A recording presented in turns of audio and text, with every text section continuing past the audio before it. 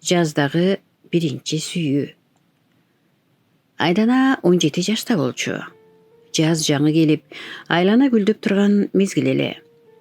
Мектептин акыркы жылы баары өзгөрүп жаткан учур.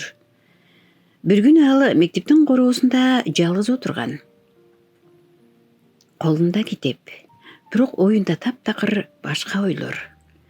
Ушул кезде анын жанына жаңы келген окуучу бала келип отуруп калды. Бул жер бошпу? Деди ал жай гана.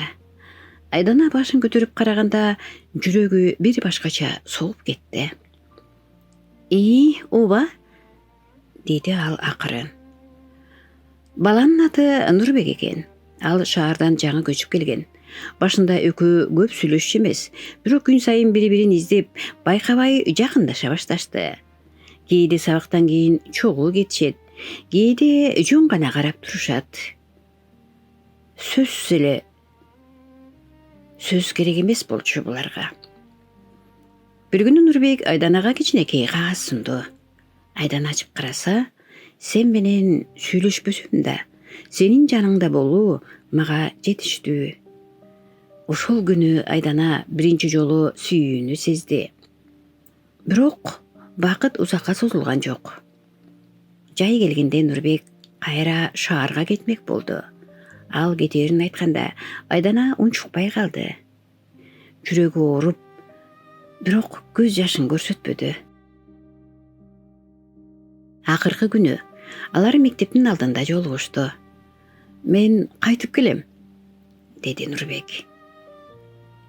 Мен күтөм, деди Айдана. Бирок убакыт өттү.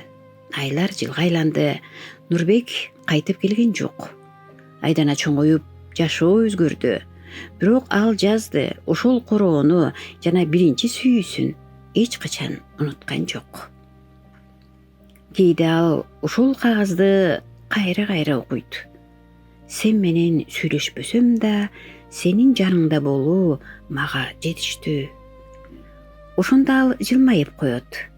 Анткени ал түшүндү. Алгачкы махабат дайыма жүрөктө калат.